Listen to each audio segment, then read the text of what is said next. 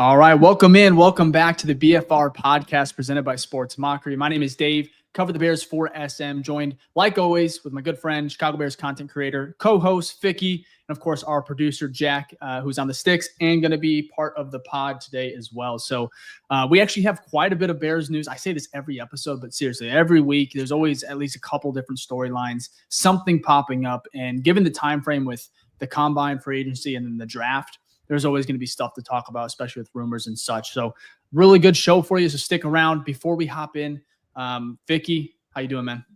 I'm doing good, man. I'm excited for the combine. I mean, kind of, but not kind of. There's some big names that aren't going to be hate that doing stuff. It makes sense though. Like if you're Abdul Carter, for example, who you're projected to go number one, you have plenty of tape that shows everyone, like what do you have to prove? It sucks from a fan standpoint, but like, same with Ashton Genty. Like he's done enough where you don't have to really prove anything. But we're seeing more and more of that. I feel like as the years go on, that like some of these top, your round one true blue chip players that they're not participating in the combine. But what's great about the combine is there's a bunch of I won't say no names, but people that may have not been on your list, and you start to see them rise up the boards. So I'm really excited to see some of those, because that's where you find like your Stephon Diggs in the 4th round because they performed well at a combine and things like that, right? So really excited about the combine, and then obviously free agency after that. So I'm doing well.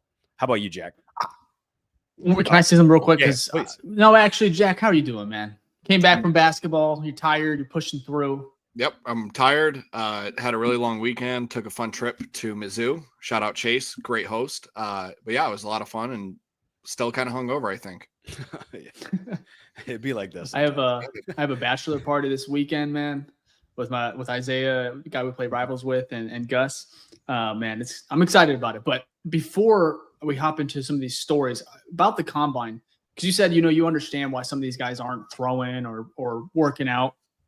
Honestly, I get it, but I kind of miss that competitive, like, I don't know. I just feel like no one used to skip it. Like it wasn't even like a question. It was like, oh, we know they're going to throw. We know they're going to, go through the workouts. Nowadays, like at least the last couple of years, really last year with Marvin Harrison Jr., some of those top end guys. And now it's kind of bleeding over to this combine. And I think we're going to get to the point where is the combine going to be necessary? Like maybe outside of these guys that need to prove it, because the top guys on tape, there's nothing to prove. They can only really hurt their stock. So from now, it's like, are we just going to be kind of treat it like, not a Senior Bowl type, but like that type of atmosphere? Because I feel like it's just continuously going downhill. But I do understand if I was an athlete and I was a top, Marvin Harrison Jr. or something like that, there's no way in hell I'm going to this thing. I'll go to interview, talk to teams. I get that, but I do understand from, the top athletes out there. So, but I just miss that competitive part. Yeah, I agree. But I think another thing that's like kind of having an effect on that is that the pro days are getting bigger and bigger, right?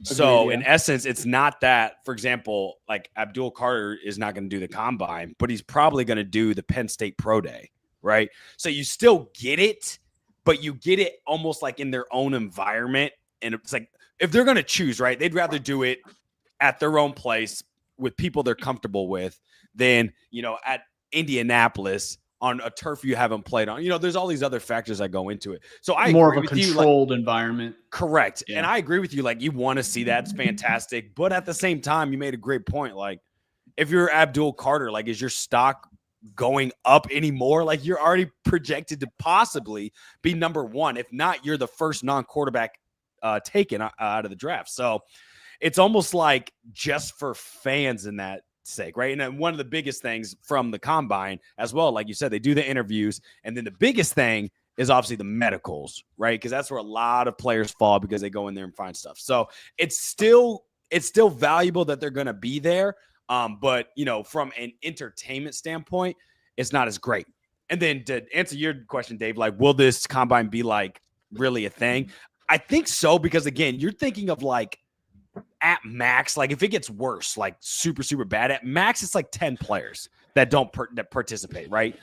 Minus other people that have injuries and whatnot. And there's they invite like 100 plus or like 300 total players. So I still feel like you're going to get some names, even if they're like mid first, late first, but even some people that fall into the second, right? Your Jalen Johnson, Kyler Gordons that maybe do well in a draft. So I think the NFL being $1 billion industry, they'll still find a way to like make it as entertaining as they possibly can. Jack, how do you feel about it though? Or do you care? Like, are you a big combine guy? Yeah, but I'm not against them not like participating. Like if Abdul, it was said that he had the shoulder injury and so that's why he wasn't. It's not like he opted out. Obviously that could just be a lie or used as the excuse. I will say that I just think it's more rewarding for the guys that are there and want to prove themselves. Like if Abdul is not going to play, then let's let the next guy in the position group show off. And then he get, like there's always a reward for somebody. Like Xavier Worthy's a great example of someone wasn't on too many people's radars as a great guy, runs a record breaking 40-yard dash and then instantly becomes I think it was a first. Yeah. Yeah. Late first. They're first. Right. Late first, Kansas City. And then with KC. Yeah. So it's unfortunate for fans, but at the same time, like watching Abdul Carter bench press is not going to like change my life. Right. Yeah. That's a fair point. You know, these guys are dogs. So it's not like nothing new is going to be like, oh, wow, this guy's good now. Well, no shit. We've known this for months. Right. Sorry. Go ahead. Go ahead, Dave. Yeah. Those stories though, like one that pops in my mind every combine is Jay Cutler, where, I mean, for some reason, I think he threw, but he didn't need to do the bench press, but of course he did it. And I think he outbenched some of like the linebackers. And it's just like those stories about a Jay Cutler, and then Xavier Worthy is a really good point. Who's going to try and beat his record now, right? You want to continue to see these guys compete against the best. Saquon Barkley had an insanely great pro day. What's his first name? The running back. Ashton Gentry. Mm-hmm. He's not going to be doing anything, right? Except for meeting with teams. And not that he's going to be a burner or anything, but it's like to see these guys up against previous greats and those numbers, not the end of the world. It's not going to, like you said, Jack, it's not going to kill us, right? We're not going to change our lives, but it is fun from not a nerdy aspect, but just a football aspect, being able to see these guys continuously compare. And then you got the RAS, right? The RAS chart where you can see and compare, the great athletes. Basically, I think, how do they, out of like 3,000 or 4,000 different tests? It's a lot. And then how it ranks. Austin Booker was one of them last year, had a really great RAS score. Anyways, long story short, I'm looking forward to the combine. One thing before we jump into our first story, and it does involve Ryan Poles, but Ryan Poles is actually not going to meet with the media. He did it last year at the combine. That's where he slipped or talked about Justin Fields and Caleb Williams. And of course, Fields was ultimately dealt, but he's not going to talk. Ben Johnson will, of course. But any thought on Poles declining interviews this year? Yeah, it's interesting that he's not doing it, but he wasn't the only one. I think there were 3 in total that aren't 3 total GMs. It's kind of wild, though. It is. The only reason devil's advocate is I don't know what's going on. There could be some family stuff. You know what I mean? Like you don't know, but it is interesting. This is his first time not speaking to the media, so maybe I'm not like as concerned. It's not like he never speaks to the media, but yeah, I saw that. But he always does. That's why true. I'm like, I'm not trying to make anything out of anything. It's just a little odd because he always speaks with the media. He's very candid, very open. Maybe he's just done it a little too much the last couple weeks or something. Yeah. But sure. Jack, anything on how do you feel about Poles not declining to speak at the combine later this week? I wouldn't say it's anything to worry about just because, like you said, that he talks to the media constantly. So it's not like he's just going to go ghost mode and we're not going to hear from him till September. I'm more excited about Ben. I'm glad Ben's speaking. I know that I think 3 coaches as well weren't speaking. Harbaugh being one of them. That's the one I remember. And Tomlin, I think. But yeah, anyways, I'm glad Ben's speaking. I can't wait to hear what he says. And obviously the reporters are going to ask him about Caleb and what he's looking for now. And so it'll be exciting for us to get some content and a little insight on what we're looking for. You think do any players ever show up at the combine? I can't remember. Not really, right? I don't think so. It's more of they do at the pro days. Yeah, pro days they for sure do. Yeah, especially like alums of the school too. They'll come back, right? Yeah. So Yeah, but I don't Interesting. think for combine. Well, anyways, stay tuned. We'll have a combine episode later this week. We're going to probably have it on Thursday, the first night of the combine. We'll get there. We'll probably talk about Ben Johnson, his remarks. We'll hear from him Thursday, I believe. And so we'll have that content for you guys later. Like I said, on Thursday, we're going to get to, like I said, we have quite a few stories. We're going to start here with Ryan Poles making his first opening move ahead of free agency, kind of an eye-opening one. It was basically, it's going to involve the cuts as well, which I kind of wanted to get to. But let me go ahead and pull this up. So obviously new coaching staff taking over. It is very, very important to say that it's not just Poles. It is going to be Ben Johnson also going to be reshaping this roster right now, currently with Ryan Poles. So let's see here. The first surprise, which I guess I can say surprise because I didn't quite see it coming. You guys I'm going to ask you that here in a minute. But Jan Poles, a new head coach, came and cut defensive end DeMarcus Walker. Also, Gerald Everett was cut. That one kind of it almost looked like you knew it was going to happen. But at the same time, are you guys surprised with this DeMarcus Walker cut? And I know it happened a couple of days ago, but I still want to talk about it because it kind of came to me. I know a lot of Bears, not just media fans, didn't quite understand it. But I mean, I get why, because how much money you're saving, right? Like I get the aspect of cutting it. It's just interesting of a move. I can see both sides because if your D-line was like a strength, then you'd be like, okay, yeah, DeMarcus Walker, we don't need you. But as we know, the D-line is not. So even though DeMarcus Walker isn't Myles Garrett and no one's putting him in the likes of like these greats, he still was productive in his 2 years here on the Bears.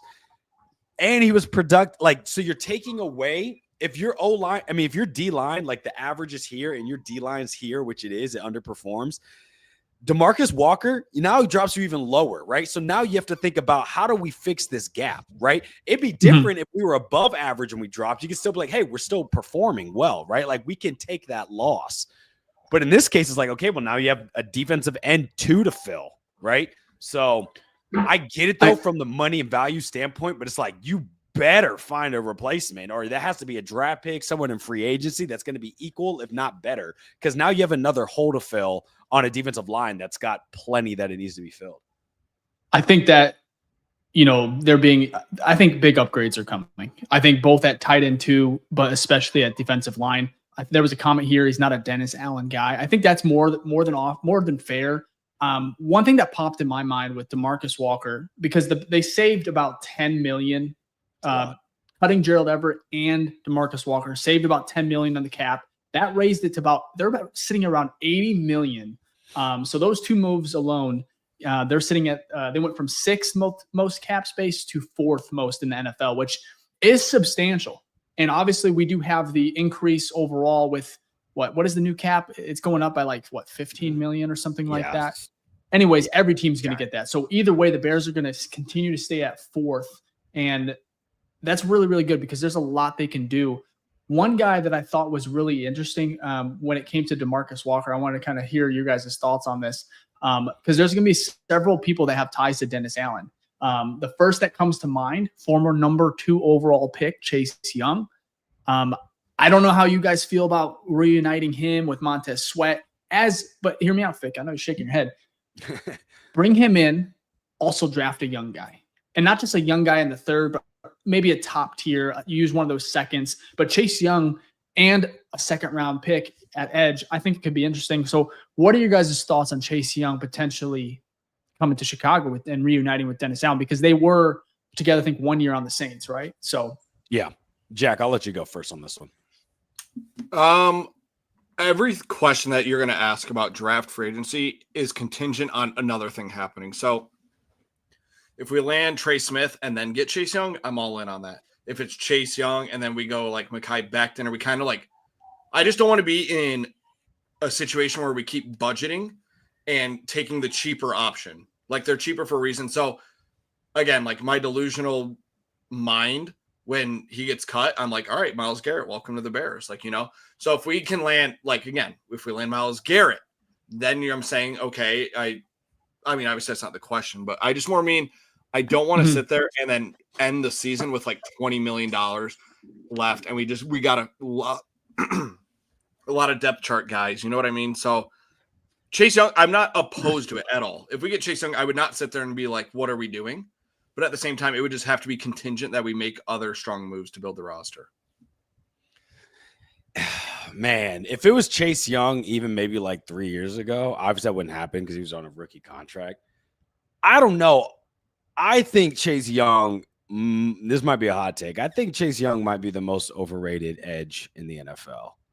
So because of that, I'm like, I don't know if I want to put value into like money, like, because obviously free agency, you're always going to overpay, right? I think over the cap had him at like a valuation of $11 million per year. It's not the worst, but that's $11 million, right? So can you find better ways to, put that money elsewhere? But also on the same side, right? I mean, on the other side, opposing view here, like I just talked about how the defensive line is bad. So adding Chase Young is an upgrade, right? That adding Chase Young probably would be an upgrade over DeMarcus Walker, especially due to age as well. But I don't know. It's not like you're getting some of these other defensive end free agents from last year. I can't think of the name, but like the guy who went to the Vikings and then the guy who went to Houston. Like those are like the DNs that we wanted to go after. Chase Young is like, for me, like a tier 3 guy. So if you get him for a budget, I'm all for it. But again, that goes to what Jack just said. Are we trying to do budget? Like, obviously there's going to be some budget stuff with like tier 5, like lower end role players. But for someone who's going to start, do you want to go budget on that? Or do you want to go out there and get like a real, competitor that's going to be your starting defensive end edge for multiple years to come? Sorry, go ahead, Dave. Yeah. So that was just one guy. Cause that's the thing with this free agency. I mean, there's a lot of different options. Another guy that has ties to, directly to Dennis Allen is Marcus Davenport, the former first rounder, had his best year under Allen in New Orleans. I think that was 2 years ago. His time with Detroit last year did not go as hoped. Also, there's other reunions would be Josh Sweat, not reunions. I'm sorry. These guys are just premium free agents. So Josh Sweat, Khalil Mack gaining a lot of steam. Hassan Reddick, DeMarcus Lawrence are also names I think are just worth watching. It just comes down to how much money I think at this, like, are you going to fill this need to be a starter for a couple of years, or are you going to go to the draft? But I think it's just nice to see all these names here. I also want to bring up, this is from Jacob Infante, friend of the show, had a really, really interesting tweet about last year's cap. So I'm going to kind of swing over here because it kind of ties in, one being Josh Sweat, who would cost about $16.5 million probably. He would be expensive. But the Bears in 2024 had $80.3 million in cap space to spend. Very similar to the Bears right now, which they're about, I think, $300,000 away from $80 million total cap space. Mm-hmm. So very, very close. They spent about $44.3 million on Keenan Allen, Kevin Byard, DeAndre Swift, Gerald Everett, and Coleman Shelton. Except for Keenan Allen, all those players' caps were in year one, were $1 to $2 million less than their annual average value. So now, Infante, how he worded this, operating under a similar structure. So how Poles has spent last year, because he's probably not going to use all of his cap space. He's just not. He likes to be flexible. However, this is the theory. It's theoretically possible the Bears could land Trey Smith, Drew Dahlman, and Josh Sweat with a $40 million or $49 million cap hit. How that would work, which last year they spent 44, so this would be $5 million more. Trey Smith at $19.5 million per year, Drew Dahlman at 13, Josh Sweat at $16.5 million. That gets you $49 million, a little more money than last year, but that just goes to show you can land 3 premium guys at just under $50 million. And that's if Trey Smith may be a little bit more, but you might get Drew Dahlman a little bit less. It just really depends on how these markets, but it's not going to fluctuate too much outside of maybe Trey Smith because of, the guy's just, if he hits the mark, they're going to have to pay whatever it is. So, right. But ultimately the Bears just have a lot of money to work with. So you could honestly go crazy and add another edge rusher, right? You get Josh Sweat, maybe double dip there, right? And then go to the offensive line through the draft or however it kind of shakes up. But what are your guys' thoughts? Like, did you guys really, first, let me ask this, how Infante worded it. Do you realize how much ammo actually Poles has at his disposal here? For sure. Yeah. They've got a giant amount, and you are, at the end of the day, free agency is a bidding war, right? Like, if you got the most money, you're going to entice the most people, right? So like the Patriots right now, 125 million or something like that, bro. They can do whatever they want, right? The problem is a lot of times is like, you got to have the quarterback. And I think now, like, we have that. They have that with Drake. Man, not even just potential. The quarterback's the biggest piece, but you got to have head coach as well, like stability, a roadmap to success, right? Because I think the Bears, you could see it, like they hit on a lot, like probably if they hit on every single one this year, obviously they're going to really be really, really good. But say they hit on like 8 out of 10 or just an 80% hit rate, and the players they're bringing are impactful. I mean, this team could easily be not even just the division, but at least a wild card. And I think that's got to be exciting for any free agent coming, because then you get to be a part of this thing at the good stage, at the fun stage, because obviously we've been losing the last few years, but to be able to win in Chicago, I think is insane. It's a big market. I think that definitely, I think, has it holds importance, in my opinion, to a lot of these big time players, because Chicago's amazing, huge, great city, big market, advertisements, so marketing, money, everything you can get, and you attract some of these guys. Obviously, Khalil Mack, I hope that would happen, because I think it would be a steal. He's 33. Yeah, he's still productive. I would love that move. But Jack, are you, with how Infante worded this, because are you surprised, I guess, at how they could possibly land those big three and then also continue? Maybe you could even make another big splash right there. But are you kind of surprised that somehow those numbers looking at compared to last year? Yeah, a little bit. What surprises me the most, and this goes back to the DeMarcus Walker thing, was I'm shocked that we're kind of making moves to free up cap space. Like, a big thing is cap space when you head into free agency. And then Dave, you talked about it a little bit last week, was like, you have a lot of rookie deals you have to do. I don't know how many picks we have. Is it 6? No, 7. You got 7. Okay, 7 or 8 rookie deals. Obviously, it's not too much money, but then you have to account for that as well. But then the only thing that would pop in my head, and then some people are bringing up Keenan Allen in the chat, is if we make another move to free up cap, especially a Keenan Allen type, where that's a $15 million guy, I would be shocked if we don't land one of the top guys in the free agency. Like, not Trey Smith or Josh Sweat, but like not even free agency, but more of like a Myles Garrett, Micah type guy, like one of these big names that are like Aaron Rodgers. Aaron Rodgers would be a huge pickup. He was awesome on the Packers. He was awesome to watch. And so it'd be really cool to see him, obviously. Or just pick him up. No, sign him just to bench him or practice squad his ass, right? Or just cut him. Sign him and then cut him. Just be like, sorry, buddy. That'd be so great. Anyways. But yeah, I just, more of the story is I don't know how much more money we possibly need at this point. So the numbers were interesting to me for sure. Some other surprising cuts they can have right here. And Ficky, unless you had something, do you want to add on that? No, I was just going to say, look, it's more about not how much money you have, more about how you use it. So we had a lot of money last season, right? And if you look at some of those signings, not as impactful, right? The season before, you had a lot of money, and that was a little bit more of a mixed bag, because that's where you got like Tremaine Edmonds. I still think is a good player. And then you also got like Edwards, the linebacker, right? So, it's more about, like, you can have $100 million, but if you go spend it on 10 budget players, it's not going to do anything, right? Especially if you're a team that doesn't need role players, needs like true impact players. So this year is the year where if you have that 80 million, maybe you go more top heavy and get those players that are more likely, because again, you don't know, more likely to be impactful, and you take more of those bigger risks on players like a Trey Smith, right? Even if it's an overpay at 23 million for a guard, a big signing like Josh Sweat, who had a pretty good year last year on the Eagles, right? So I would rather in this year do that than go, like, I'd rather you attack a Josh Sweat than attack a Chase Young. That's how I agree. I agree.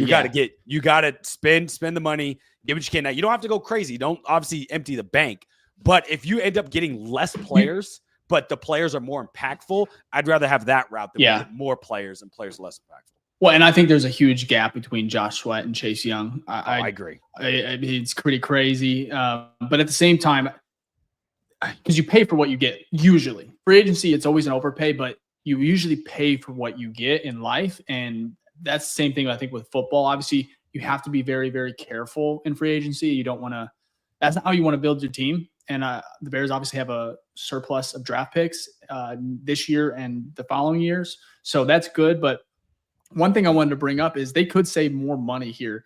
Other cuts that could be coming. I want to get your guys' thoughts on these three first. So just yes or no, and give me your quick thoughts on it. So I want to start with Ryan Bates. If you cut him, you save $4 million.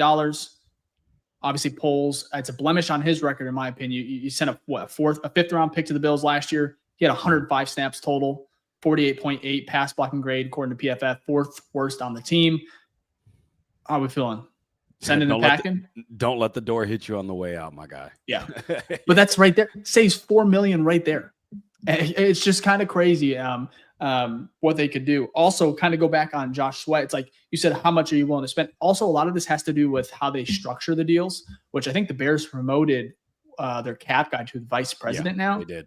Anyways, they're very, very calculated. I love how they're setting up these contracts. Very different than the Ryan Pace era.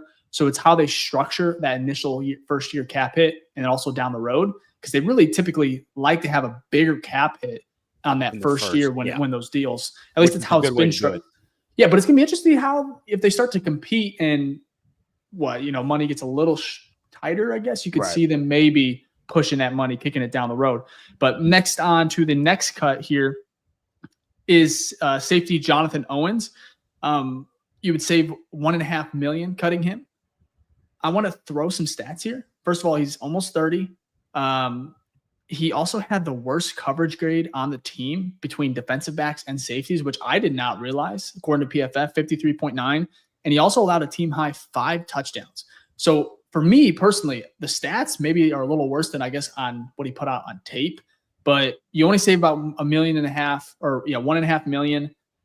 I think this one's a little risky because you got Jaquan Brisker. You're going to be drafting a backup. But what are you guys' thoughts on potentially cutting Owens?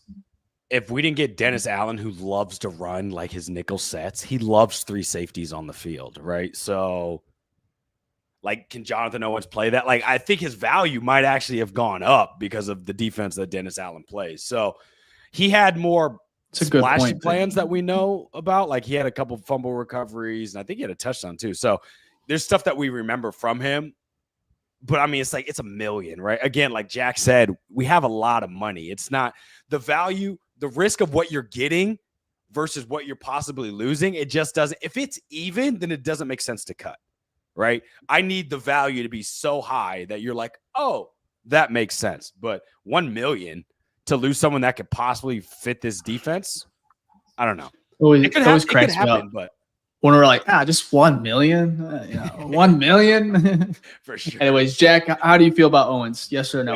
Yeah, same exact thing. It's $1.5 million. That's pocket change. It's chump change. Yeah. It's nothing. I've had $1.5 million plenty of times in my life. I didn't need it. Yeah.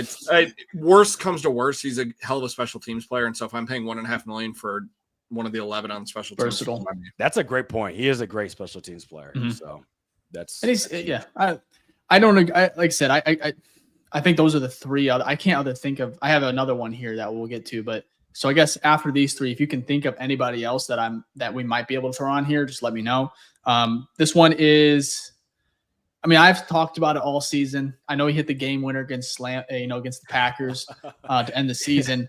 Cario Santos. You saved $2 million by cutting him. Obviously struggles long range, super accurate. But I think his leg strength is cause of concern in 2025. I think you just need a powerful leg, powerful kicker, guy who can hit from 60 plus, really save you at the end of half, right? You can only get to maybe, midfield guy that can maybe get you, but also be accurate post 55 plus.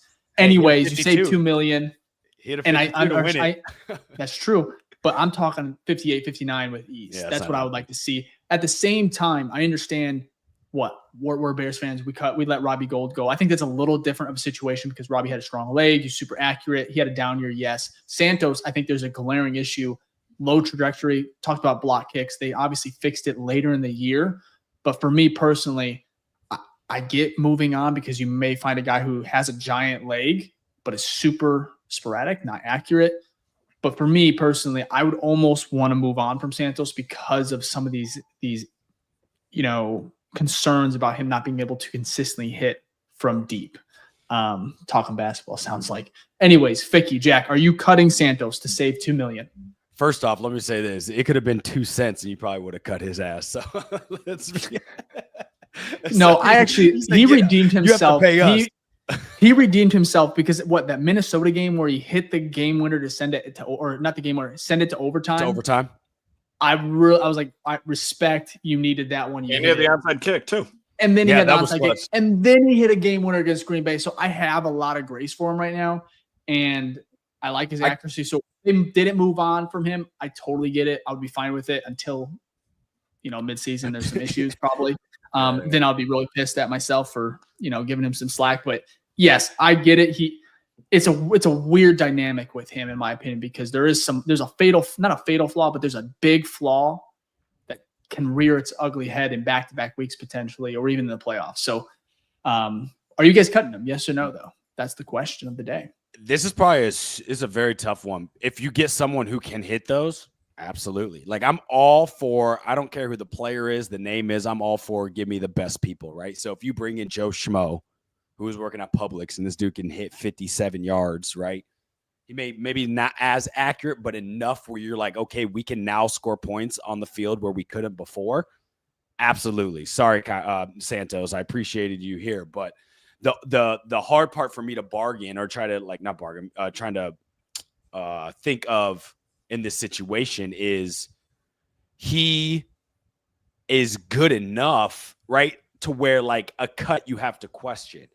I'm scared a little bit because of what happened in the Robbie Gould situation. And we know that took 4 years to figure out, right? With Eddie Money and all the different Cody Parkey. And we know that name. So maybe a little PTSD is scaring me, or maybe like lack of faith in that the Bears can find a better replacement, or at least at the same level, but maybe he can hit deeper. So I don't know.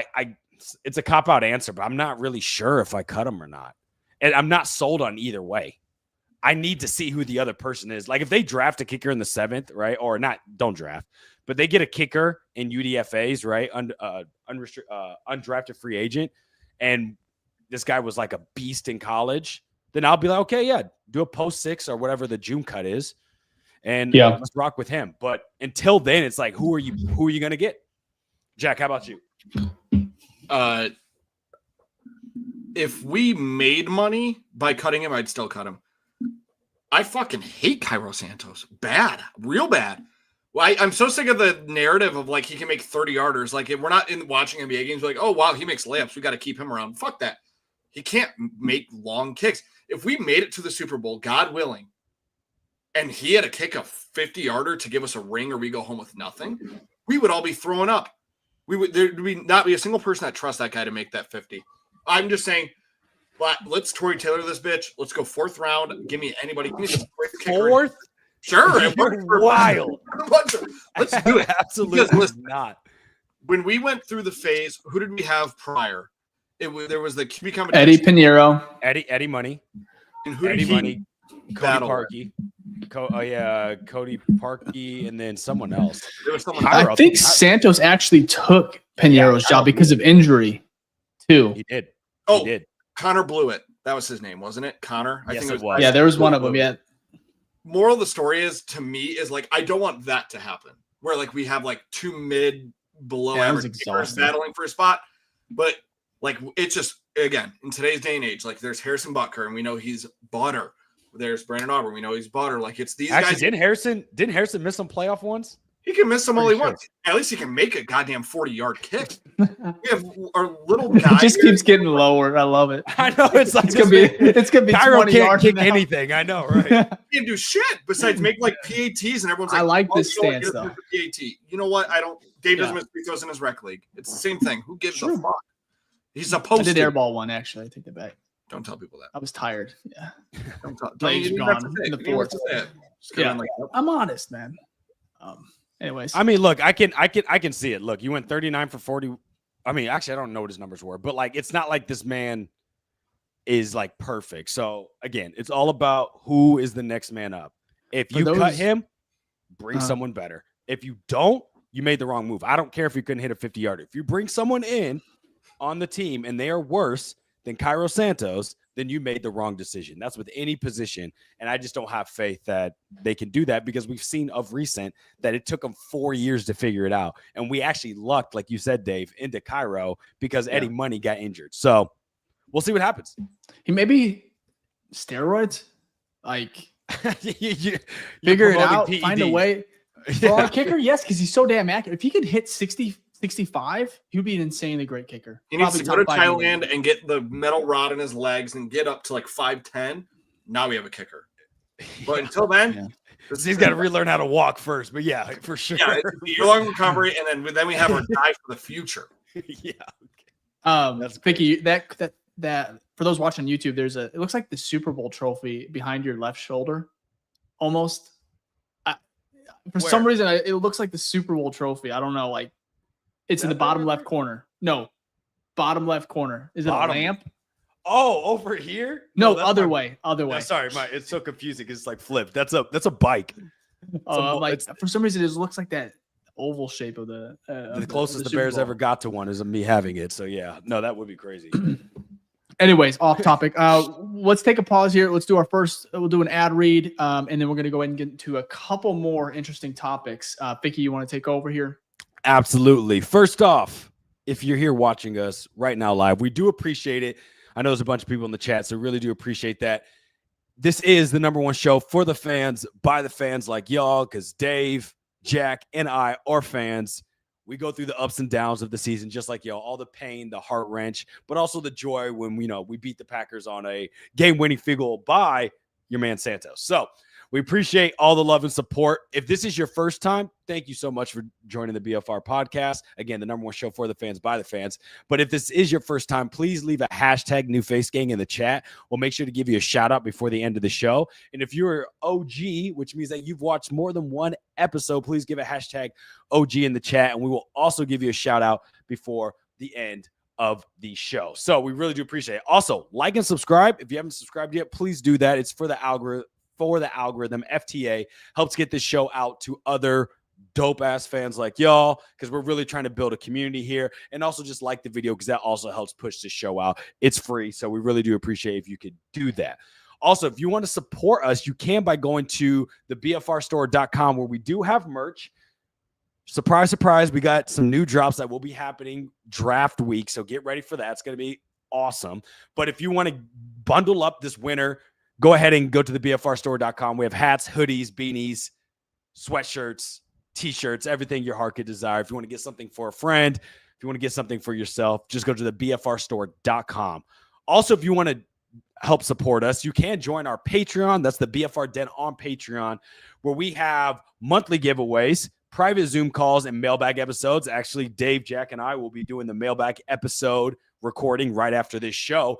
And I just announced the monthly giveaways for both January and February in the Patreon. So make sure you check that out. So shout out to the winners over there. And if you want to join the Patreon, you can. We've got multiple tiers. You got a free one if you just want to go and kind of see what's going on in there. We do have our rookie tier, our rookie Grizzly tier, which is $3 a month. That's where you get access to the giveaways, access to our private Discord, and obviously you can communicate with us on there as well. And then we also have our Hall of Fame tier, which is $10 a month. And what's special about this one is you get the private monthly Zoom call. I know with Dave, Jack, and I know a lot of our patrons love that, and it's a fantastic time. We were in there shooting the shit, talking Bears, talking all different types of stuff. So it's a great way to get to know us, and we get to know you as well. So speaking of our Hall of Fame members, always give them a shout. So also if you join the Patreon, you get a shout out for every show. So shout out to our Hall of Fame Grizzly members. You got Michael across the pond. You got Gage. You got Philip. I got your name right this time, Philip. One fucking L, I promise. And then we got Michael Berry in here as well. Shout out to y'all. And then also shout out to Philip, because he's one of the winners of our T-shirts for the monthly giveaway. And then also we got to give a shout out to our rookie Grizzlies. We got Alex, Brian, Chris, Jason, and Eston. So shout out to y'all.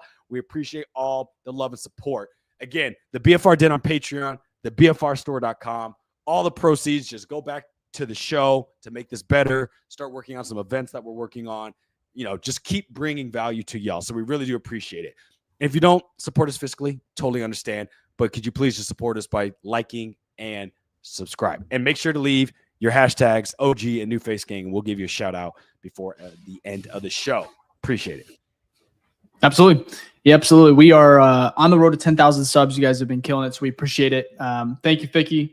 Thank you for everyone that's made this thing possible. We're excited about the offseason and a lot of stuff coming down the pipeline, especially with obviously the combine this week. We got free agency in 2 weeks. I think it's 2 weeks, 2.5 weeks. Yeah. And, of course, the draft. So buckle up. We're excited.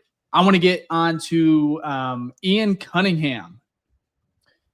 The Bears are not getting any third-round comp picks right now. They went ahead or Ian Cunningham obviously was not hired by Jacksonville. They hired James Gladstone. He was from, was it L.A.? Is that correct? Yeah. He was from L.A. Really, really good hire by them. Ian Cunningham, obviously the Jags go in another direction. My question for you guys, what is going on with these interviews? Is it anything to do with Ian Cunningham that you're worried about, or is it simply just other candidates just a really strong pull the last couple of years? Because this is what, the third year in a row. Last two have been, I think, a little bit more. I think his first, serious. 3 years ago, it was more. Yeah, it wasn't as serious in my opinion. But these last two, especially this one, you get down to the final two, is what I've heard. It was between him and James. But are you guys surprised? Any concerns at all? I don't have any. I'm kind of excited. One of those 2 third-round picks, of course, potentially. But any thoughts before we move on from this? I just want to touch on Ian because he is going to be here now through this entire full season, this off season, of course, and then through 2025, 2026. So, yeah, it's interesting. I wonder if he's a bad interviewer. Now, he did decline a role last year. I think it was with the Cardinals. He did not want that GM job. So he actually probably could have got that one. And he said no, right? They offered it to him. So now I'm thinking about it out loud. He literally could have been one last year, but he was like, nah. So is it like more of a Ben Johnson where Ben Johnson's like, no, I'm only going to go to certain scenarios. Like, I know the Jags didn't pick him, but if I'm Ian Cunningham, do you want to go to the Jags? Like that whole situation with Liam Cohen that they just did, the Shad Khan, obviously the owner, keeping bulky and then letting him go. Like, I don't know. That does not sound stable to me in any sort of way. So maybe Ian dodged a bullet there. I don't know. I feel like that would not, if I was going to go for a GM job, that is not on the top of my list where I'm going to feel comfortable. I agree. But I think he was very serious. I think he would have accepted this one. I don't know why, right? Because I think it is. Which one's worse, Arizona last year or? Oh, it's got to be Jags this year. You think so? They may have the better quarterback. Trevor Lawrence is interesting. I think that's a cool piece. And I know there's some people, there's a lot of different opinions on him, but I think that's also intriguing. It's the head coach hire. What are they? But what are they picking? Are they picking high? Aren't they picking? They're top 10. I'm pretty sure. Yeah. Yeah, so I think that's another. Like as far as being a GM, having those picks. But yeah, as far as everybody else, they're fifth. Yep. Yeah, 5 spots higher than Chicago. I don't know. Interesting, but I'm not concerned. I definitely would have preferred to get those comp picks this year, especially have an extra third in this draft and then next year. I preferred those just because I think they have enough people in place with the leadership to withstand an assistant GM heading out. But I know Poles, that is his right-hand man. He convinced him to come over with him. So I'm excited to see what they can do. I saw a comment here that he's a terrible assistant GM. I don't even know how – is that a thing? Are people saying that? I've only heard good things about it. I don't even know what an assistant GM does. Yeah. He wouldn't be – he assists the GM. Assists the GM. So. All right, guys. I'm out. I mean, look, you can't be a terrible assistant GM. Yeah, right. You can't be a terrible assistant GM that's then getting interviews for a GM job. You know what I mean? Like if you're a terrible assistant GM, you don't get a promotion. So the fact that he's still viewed highly for like to be a future GM, Like maybe it's not this year, but maybe there's a better opportunity next year. You know what I mean? And that's the thing with the NFL. Every year, there's like 6 or 7 openings for GMs. It happens every year. Same thing with coaches. So many. Probably more for coaches. So just because it doesn't get it this year doesn't mean that there's not going to be a better opportunity next year. So I'm not too concerned about it. For us, it's like, okay, just another year of what we've had, you know. So not having the thirds is, you know, that hurts a little bit.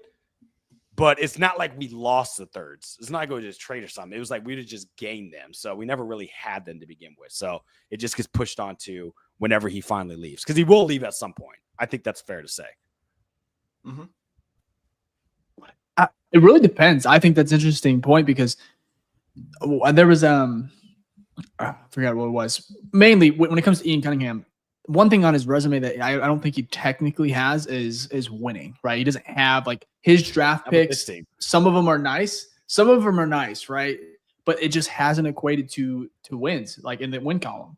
And so for me, it does make it a little interesting. Are they going to risk hiring somebody that hasn't, I guess, won? But at the same time, the guy they hired, James Gladstone, wasn't he the director of scouting or something like that? Yeah, he was. He was the director of scouting at LA, and they did a pretty good job of drafting. Yeah. They have. The dude's they have, 35 like, though, which is crazy. He's so that's young. what I'm saying, but he hasn't been. There's no GM experience, right? So, anyways, but those winning, positions though, you that's the thing, apply though. for, where they're like you need leadership experience. I think that's fake news, man. I think it's fake news. What were you saying, Fake? Well, I was to say that's a good point because he doesn't have GM experience or like even assistant GM experience, like the leadership. No, I mean, he is the director of whatever scouting, so there is some leadership there, right? You have scouts underneath you, but he's from an organization that I know definitely different. It's a different role, but definitely he comes from an organization that has won. You look at Ryan Poles. I think he was director of scouting or like high up scouting. He wasn't assistant GM, was he? I don't think so, right? He was big in scouting, but it was for Kansas City, right? So I think there is a point, right, where they look at like, well, what are your results showing you? And unfortunately for Ian Cunningham, some at his fault because obviously he's partaking in this, some of it not, you know, organizational dysfunction. He just hasn't equated wins. But imagine this, right? Bears win 10 games this year, go to this playoffs, whatever. I guarantee Ian Cunningham is a GM next year. A big thing that needs to not be overlooked is it's the fucking Jaguars. You know, like you wouldn't leave your job today for a better title. That's what I said. At a trash organization or a company. It just wouldn't work. So you got to remember, like, it is the Jaguars, like you said. And that plays a big piece. I would rather 100%. Again, not that I mean Cunningham, but I would rather be in Chicago for one more year at least, see what happens. Like, we have a top 10 pick, we have our quarterback, we have all these different pieces. Maybe he gets a win, and maybe he can go GM at a top tier organization. Like, you know, it's just I wouldn't take the Jaguars job anyways, especially with, like you said, the Cohen stuff and all that. Yeah, I think he's doing what Ben Johnson did, right? Looking at your options, saying, you know what, I think there's probably going to be better options. Like Ben Johnson knew, he said this, or like it came out, like he knew that the Bears role was probably going to be open again. Okay. So he decided to stay because that was his number one option. He was like, I'm going to stay where I know things have worked. And then next year, basically build up my value. And then next year, go for it. Think about like in the same, we're talking about the draft, right? That's some draft players do that, right? They stay an extra year because they know that their value will build up that following year. They bet on themselves. And then they have a higher stock the following year, right? So I'm hoping that is the case. And then next year he can get himself, have more options because he has more leverage. And then we get our third round picks. But we'll wait and see. Who knows? We can win 4 games and he's back here again. So, yeah. Or you say he's back here again, but I mean, I think Poles probably got an extension. So you're probably safe. But at the same time, what if he didn't and they clean house? Both him and Poles are gone. Anyways, that's just, I don't think it's going to happen. It better not happen. But I want to move on to perhaps our last topic of this show. It is going to be, it's going to have to do with the running back position. It's a very interesting one.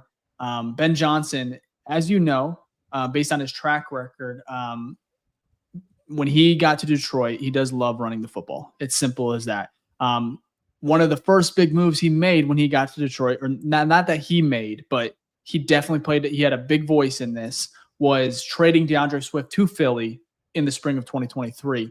It was the first step in a total overhaul of that position. Eventually landed on David Montgomery from Chicago, as we all know, and then Jamar Gibbs, who they drafted in the first round.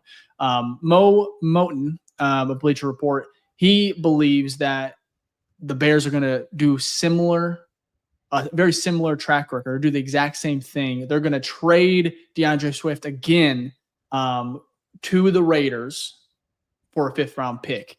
That is what he's hearing. That's what he expects. Some of the reasons why they would want to do this now, though, he did still manage to get over 1,300 scrimmage yards last year. He's obviously valued in the backfield as a kind of a dual threat. Still only 26 years old. For me, I hate that compensation, getting the 5th-round pick. I like Swift. I want to see what he can do next year with a better O-line and everything like that. But what are your guys' thoughts? Because it is true. Ben Johnson's not afraid to get rid of Swift. He's done it already. Is it a different tune this time? How are you guys feeling on potentially moving on from Swift and I guess dabbling in the draft, maybe going, I don't know what they would do. It really depends on free agency. But what are your guys' thoughts? Are you in this camp of moving on if you can get something better, or do you want to maybe add to the, I guess because I think it's a deeper draft for the running back position. So you could keep Swift and add, that's what I'm saying. You could add another young guy, right? With either whatever you want, whatever you're looking for, because Swift, in my opinion, is kind of a really good balance of both. We saw it last year, athleticism. He's got that speed, turned on some, he had some crazy runs. Yeah, his flaw is his vision. He bounces too much to the back. If he would just hit a hole, and that's the thing with Ben Johnson's offenses, with the run game, it's very much you hit this hole. You wait, because it's like a wide zone type of run scheme, and you wait, you go towards this hole, you wait, it opens up, boom, you go. Okay? There's none of this dancing back and forth. So does that mean Swift can do that? Possibly. Like, I don't think that just because of that, it means that he's gone, right? And I think a big part of whether or not, what weighs this decision is who are you willing to then draft a little bit higher up? You'll probably have to do like 3rd, right? Late 2nd, a running back, right? Look, they got David Montgomery, which they paid decently well, and Jahmyr Gibbs they took with pick 13. Okay. I'm not saying it's going to be the exact same thing, but they decided, Swift, you're gone. We're investing money and a high value pick, right? So you may not see exactly that, but I'm saying that if you let him go, you have to then replace him with something that's going to be of a high investment. So is that something you want to, like, is the team equipped to do that now when you have so many other holes? Again, this is all depending on free agency, how, who we get for the offensive line, things like that. I think that will probably give us a better picture, a better story of like which way they may go in the draft. But I'm saying I'm not against it if you trade him, but you better invest back into that position. Because like you said, Dave, Ben Johnson loves to run the ball, and it's a very important piece to this offense and how it works. So if you let him go, if they traded him, right, like a Gente Ashton at like 13 or something becomes more, I think, reasonable, right?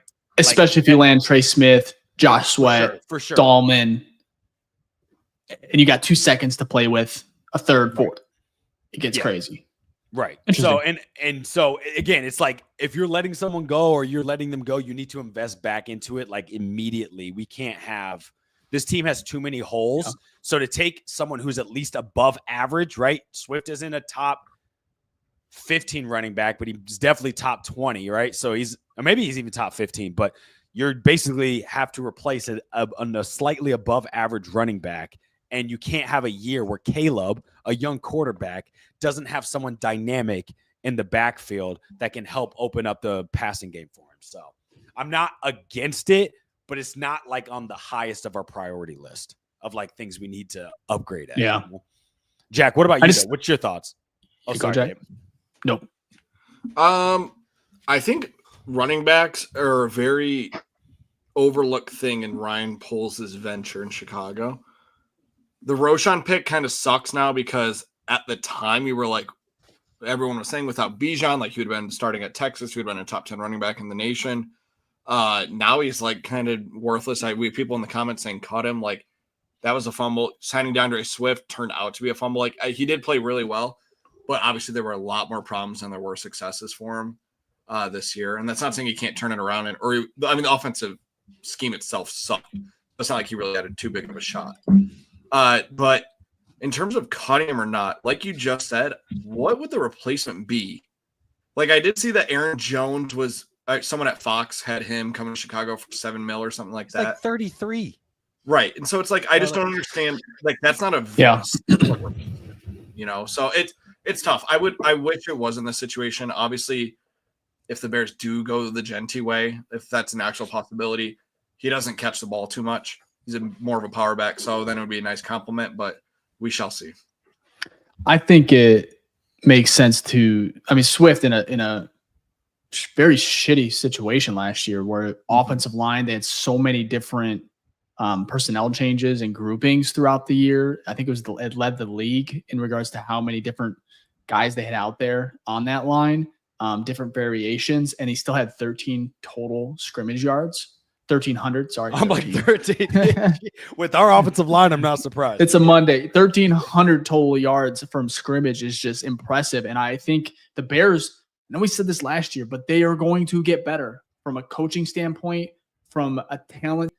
And I want to see Swift back here in Chicago because he had some really momentum swinging games. And if we just had coaching, we're probably winning some of these games. We had had a big touchdown run a couple times this year that when the Bears were just dead to rights, right? Could not get anything going on offense. And he just had a huge, either a screen pass from Caleb or he even took it himself, right? On a handoff. So for me to see Swift and Ben Johnson is way better at this than me as far as evaluating, him.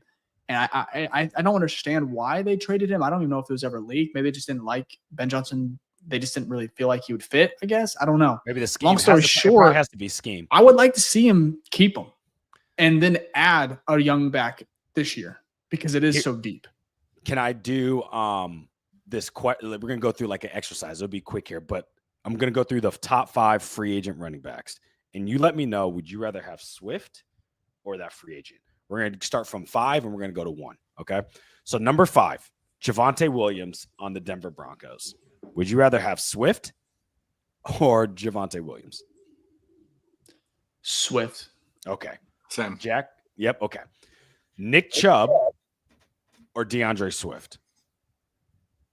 That I would probably go Swift still. I just like his dynamic, like catching ability. I don't think Chubb brings that. Chubb came off the worst injury I've ever seen in my entire life. Yeah. I do not want him at all. I agree. I'm agree with you guys. J.K. Dobbins, who also had a major injury the season before, or DeAndre Swift. Yeah, Swift. That one's closer for me, but I would go Swift still, I think. Okay. And then we have Najee Harris or DeAndre Swift. Swift. I'll go Najee to not be on the same. I'm just basing this on I think Swift's better, and I also believe the Bears can add what Swift doesn't have, I guess, right, in the draft this year. And you can because you're going to need multiple running backs.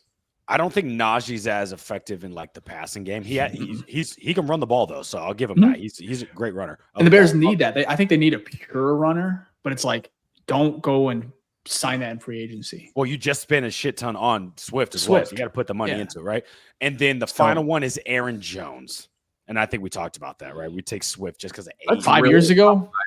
Oh, 5 years ago, Packers Aaron Jones. Oh, please, yeah, take Aaron. But he's Jones. Still dynamic. It's just I don't know if I want to risk 33-year-old running back. And so I say all that to be the options aren't great. So if you let go Swift, which I'm on board for, if you do, right, well, you trade him, you need to get value back because that contract you got to get rid of. You better invest highly in a first. I know it sounds crazy, but it's got to be one of your top 3 picks needs to be running back. So it's either your first rounder or one of your second rounders. It's one of the few drafts where you can actually do that, though, where we just talk for sure. The room's so deep to where we have 2 Ohio State running backs. Obviously, we have a top 10 expected pick at running back. There's a lot of them there that can absolutely start. But I am so shocked that that's the top 5. Is there? It's not last year. No, there's not a good running back draft. I mean, free agency. Like that's, Mhm. I mean, to say Aaron Jones being number 1 was the craziest thing I ever heard. I was waiting for like, Yeah, and sorry, Aaron Jones was 30, not 33. Well, in running back terms, you hit 30, you might as well be 45. So, but yes, excuse me, that was my you mistake. hate there, old but- people. Don't forget. No, but running back is the data actually shows with running backs, like once they hit like 27, because they get beat up so much, like you start to see a decline unless they're like the greats, which Aaron Jones is, I'd say, up there with like top tier, and that's why he's been able to last this long. But like even Swift's starting to get close. So if you're going to offload that contract because of the age wise and go younger, I'm okay for it, but you got to invest in a replacement. You can't just be like, oh, we're letting him go and we're rocking with Roshan. I like Roshan, but you got to have another dynamic back in there. So, but we'll see what happens. That's the whole fun part is like, there's so many options the Bears could go in this free agency and in the draft, which is kind of a bad thing because they have so many holes that they need to fill, but it's going to be exciting to see what they do. Yeah. I think Swift is staying, but I think so too, but I thought could that be was an surprised. interesting report. So yeah, For sure. I think it's just a lot of similarities with Swift. Ben Johnson's already done this to him once. So, but I think that's about that. Though. It would be Back to man. back Swift got to be guy. asking like, what the He's hell? probably the only It's person that was personal. not excited. He's probably the only person that wasn't excited about the Ben Johnson Yeah. hiring. Literally the only person on the team's like, oh, fuck. Yeah. I'm going to start packing my That's shit funny. now. He might have. All right. Well, hey, that's going to wrap up today's show. Let's go ahead and get our shout outs, though, for our OGs. And then we'll be back. Like I said, it's going to be a quick turnaround. We'll be back Thursday this week on the first day of the combine. So, real quick before we go, Phil, our Hall of Fame member, did leave a 8-second voicemail for us. Oh, let's play. Okay. Let's do it. We're going to fuck Jordan Love up. He's a pussy. Bear down. February 24th, and we're thinking about Jordan Love. I love it. Oh, man. We'll FG play gave that the one Cats. next, our first game against Green Bay next year, too. Oh, So for save sure. We'll that. put that on replay if we beat the Packers week 1 or whenever we play. It'll probably be week 1. Love it, Phil. Yeah, appreciate it, Phil. Get our OG shout outs, and we'll get out of here. Sound good, boys? All right. Yep. We got Thomas Woody, OG, in the chat on YouTube with hashtag OG and a bear down. Appreciate that, Thomas.